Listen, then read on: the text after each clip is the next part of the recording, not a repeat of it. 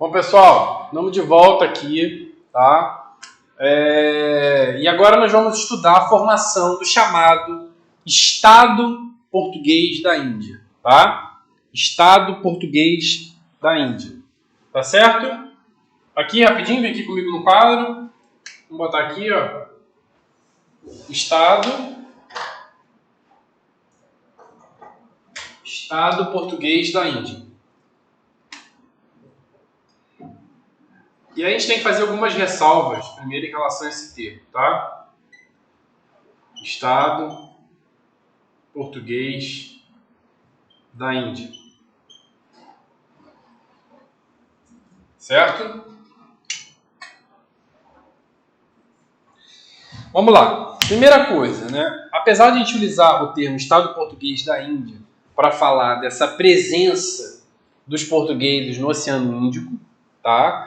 A constituição das relações políticas, por vezes militares, negociações, estabelecimento de fortes, estabelecimento de presenças, né, de construção de comunidades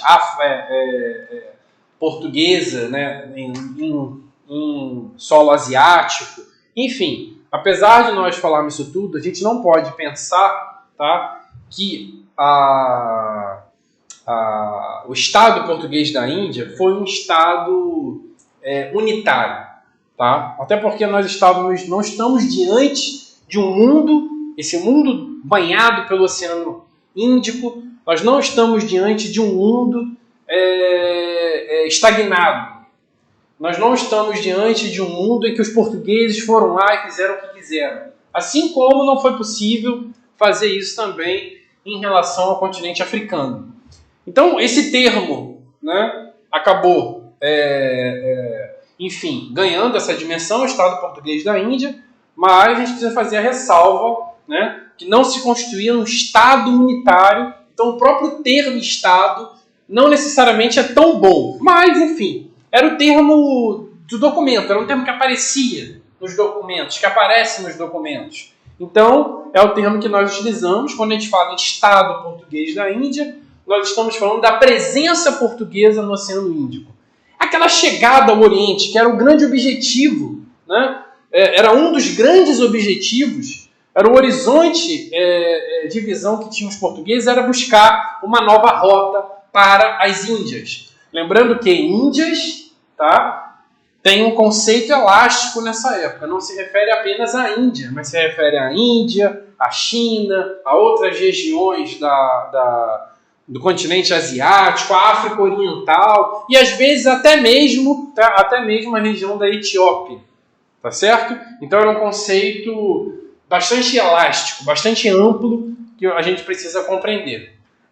Nós sabemos que com a descoberta do Cabo da Boa Esperança, tá? Como vocês estão vendo aí, em 1488 por Bartolomeu Dias, tá? Vamos olhar aí o slide, tá? A descoberta. Esse mapinha ele é muito legal porque ele vai dando as datas, tá? Ele vai dando as datas dessa incursão portuguesa, dessa expansão portuguesa ao longo da costa africana e no continente asiático, né? Vocês veem ali, ó, 1415 Ceuta, 1434, né, indo ali na costa ocidental, Cabo Bojador, Arguim, 1448, primeira grande fortaleza, né, construída no continente africano. Vejam ali a questão do São Tomé e Príncipe, nós falávamos em aulas passadas a importância da comunidade afro-brasileira dos São Tomenses. Então está aí no mapa a ilha de São Tomé. Vejam que não é muito próximo, mas é próximo do Reino do Congo. Ali a chegada, né, ao Reino do Congo por Diogo Cão em 1482, tá certo? Enfim, e aí vai, né, fazendo o périplo africano, tá? Descobre-se com Bartolomeu Dias o Cabo da Boa Esperança, mas vejam que o Cabo da Boa Esperança foi descoberto em 1488, tá? E somente 9 anos depois é que vai partir Vasco da Gama,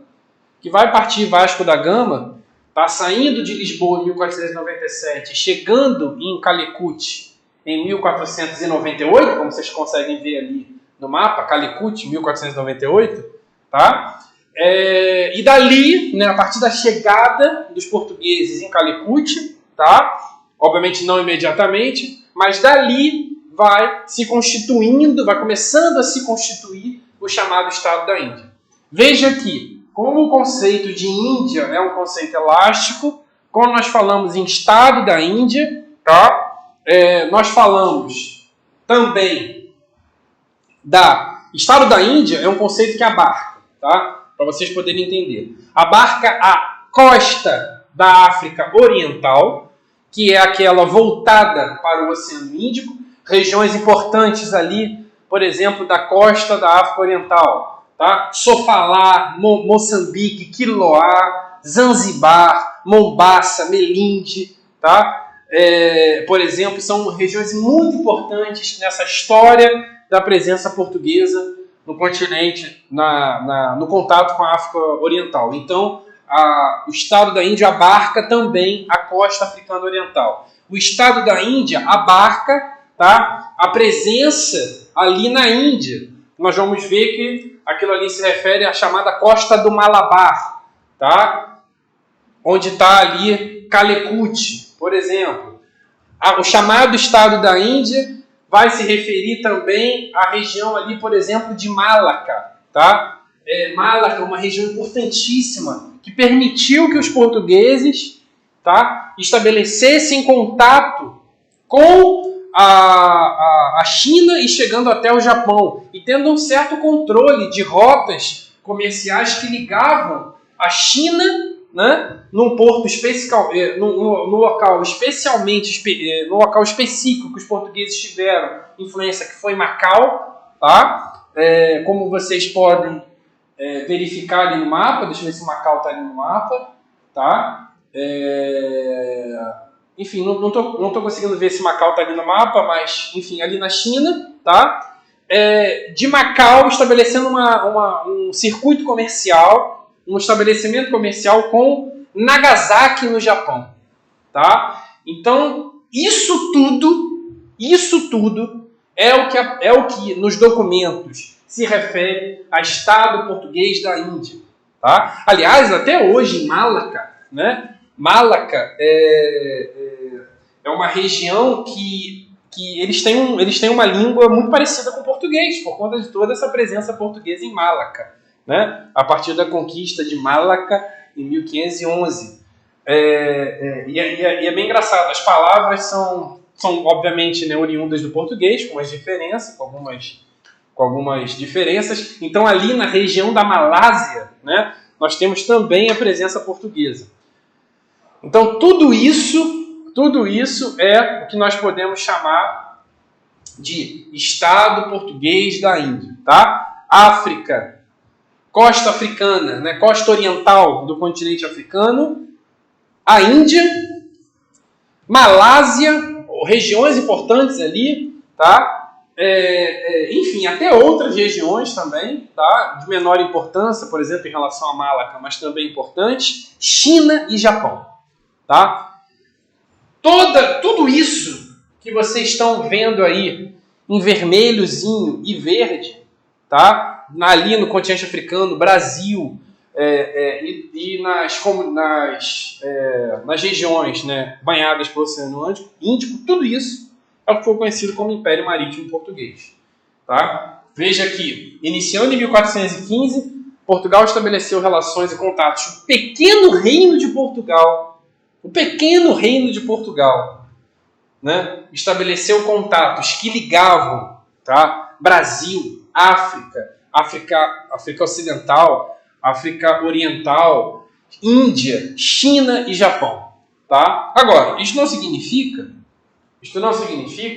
que os portugueses, tá, chegavam nesses locais, como vimos em relação ao continente africano, que eles chegavam nesses locais e faziam o que eles bem queriam. Não era assim. A pergunta que a gente precisa se colocar é a seguinte: o que os portugueses encontraram quando chegaram no Oceano Índico? Tá? Essa é uma pergunta que a gente precisa se fazer, para a gente poder entender qual é a realidade que existia ali no Oceano Índico. Então, o que eles encontraram ali no Oceano Índico? Primeiramente, eles encontraram um oceano que nós podemos dizer, sem sombra de dúvidas, que era um oceano internacional. Já era um oceano que ligava várias redes mercantis, várias redes de comércio, vários circuitos comerciais que já existiam ali na região antes da chegada dos portugueses. Tá? Esse era um mar, por exemplo, muito frequentado por italianos, tá? Genoveses, venezianos, né? Com grande destaque, por conta de rotas de especiarias que já existiam, tá? Através do Mar Vermelho chegando ao Mediterrâneo. Tá? Como vamos ver, né, se chama Rota do Levante. Tá? Levante é uma regiãozinha ali do Oriente Médio banhada pelo Mediterrâneo. Tá? Eles encontraram nesse oceano verdadeiros mercados muito bem consolidados, redes mercantis consolidadas, tá? E muito bem estruturadas, que, né, eles até tentaram, em determinados aspectos, conseguiram subvertê-las, mas dada a dinâmica existente na região, muitas vezes não conseguiam, né, fazer aquilo que eles tanto desejavam, que era controlar o comércio no Oceano Índico. Tá? Impedir, por exemplo, que as especiarias fossem escoadas para a Europa, fossem escoadas para o Mediterrâneo através do Mar Vermelho. Então, eles nunca conseguiram fazer isso. Tá? E também, hoje em dia, na historiografia, a gente já sabe que, apesar da formação, né, dessa nova rota para as Índias, que é a Rota do Cabo, né, do Cabo da Boa Esperança, em última instância, não prejudicou totalmente, como muitas vezes se deu destaque, o comércio dos italianos, o comércio das especiarias, por exemplo, para os venezianos. Tá? Então, nós temos também que pensar sobre essa questão. Tá certo? Como vocês conseguem verificar ali pelo mapa, vocês estão vendo ali Calicut, 1498, tá? Quando os portugueses chegam a Calicut com Vasco da Gama. Vasco da Gama volta, tá, para o Reino de Portugal. Ele volta com algumas informações, algumas questões. A gente até chegou a apontar numa determinada aula que a descrição que foi feita, né, pela comitiva de Vasco da Gama, de que a região ali da Índia e outras áreas as quais foram visitadas era uma região que só tinha duas religiões, e na verdade com a viagem de Vasco da Gama, que foi a segunda viagem de preparação para as Índias, se verificou que na verdade não era bem assim, tá? Então se verificou a complexidade, né, cultural e religiosa desse local, assim como política, tá? Enfim, e com o retorno de Vasco da Gama, e a partir dali, né, de fato foi se constituindo, né, politicamente, estruturando-se isso que nós chamamos de Estado Português da Índia. Tá? Vocês podem verificar que abaixo de Calicut é uma cidadezinha chamada Cochin. Tá? Cochin foi o centro desse comércio, desse Estado Português da Índia, até 1530. Tá? Cochin. Tá? Olha aqui no quadro, ó. Cochin, até 1530, foi, né, o centro desse Estado Português da Índia. Vamos voltar ao slide. Tá? Ali havia determinadas redes de comércio importantes, que com a presença portuguesa, com incursões portuguesas, se afastaram da região, e a região de Cochin acabou se limitando a uma área em que determinados navios, né, que fossem cruzar a região tinham que pagar alguns impostos, né, nessa região. Então, enfim, Cochin depois deixa de ser o centro principal do comércio do estado da Índia, tá? Para Goa se tornar, né, uma espécie de capital do Estado da Índia. Goa, né, ali a partir de 1510, tá, se torna o centro desse Estado português da Índia. Mas mais do que isso, né, onde vai ter um governador português, enfim, onde vão ter instâncias políticas, vai se formar uma comunidade portuguesa em Goa, tá, que marcou, né, deixou influências até hoje, tá. Mas Goa, mais do que ser, né, uma espécie de capital do Estado português da Índia, Goa era, de certa forma, o centro político de uma tentativa portuguesa, tá? Que era de controlar esse comércio do Oceano Índico, coisa que Portugal, os portugueses nunca vão conseguir fazer. Nunca vão conseguir fazer. Óbvio que, muitas vezes, a presença portuguesa estabelecia determinadas mudanças, às vezes conseguia controlar um determinado ponto, conseguia ter um determinado controle de um determinado comércio, como vai acontecer com Calicut, né, do controle das especiarias em determinados aspectos, tá? Mas o controle desse comércio do Oceano Índico nunca foi possível aos portugueses, mas os portugueses tentaram. E esta tentativa, né, dos portugueses, né, de controle desse comércio, né, também nos diz muito acerca das estruturas políticas, não só existentes nesse local, mas também dos interesses construídos pelos portugueses. Tá?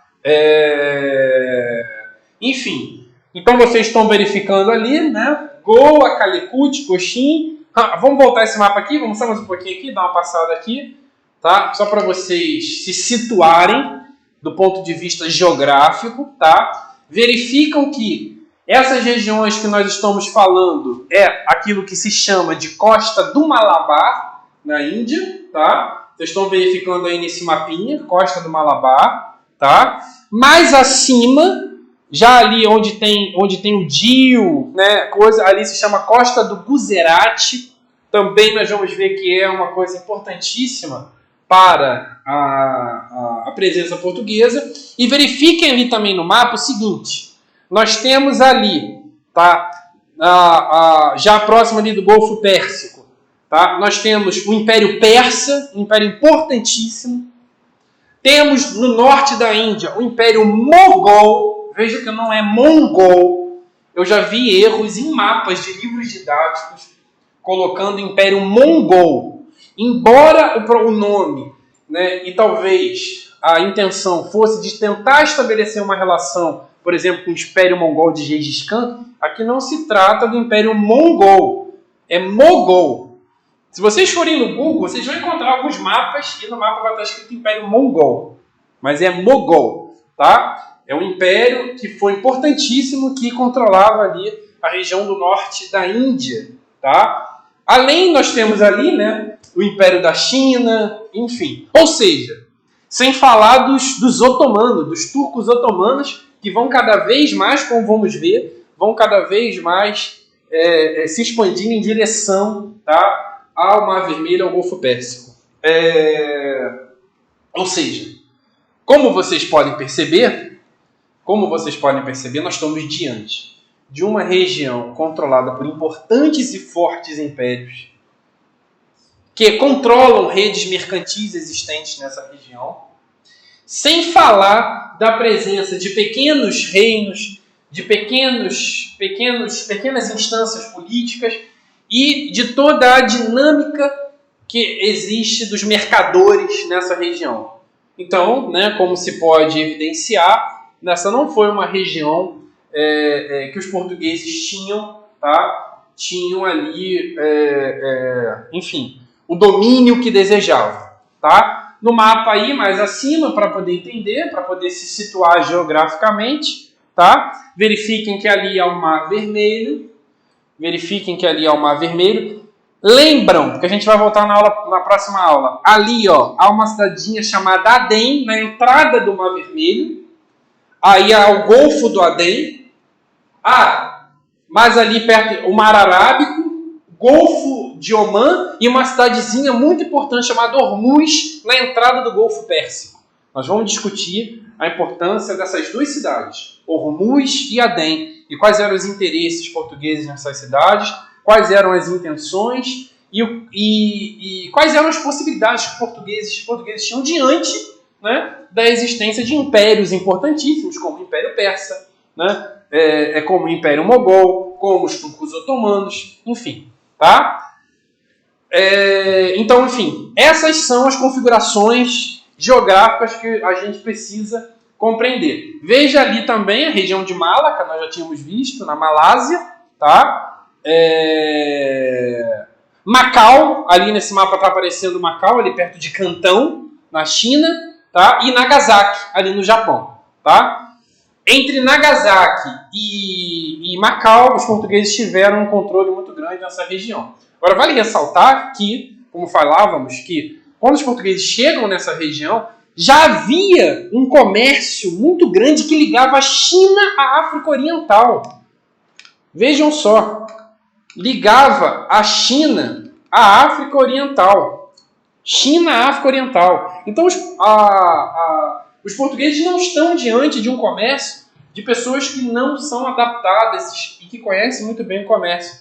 Eles estão diante de comerciantes, de redes mercantis, que antes da chegada dos portugueses já ligavam China à África Oriental. Ou seja, nós estamos diante de uma região que já conhecia um comércio de longa distância. Tá? Não foram os portugueses que inventaram o comércio de longa distância.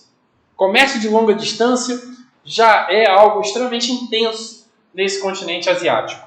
Tá certo? E que os portugueses vão se adaptar, podem acabar subverter em determinados aspectos as estruturas políticas existentes ali, mas enfim, tá? Vocês vão verificar como, né, se estruturou esse Estado português da Índia. Então, na próxima aula, queridos, nós vamos agora buscar os detalhes para a gente poder compreender essas historicidades e essas dimensões trabalhadas aí, tá certo? Então, enfim, até a próxima aula e seguimos.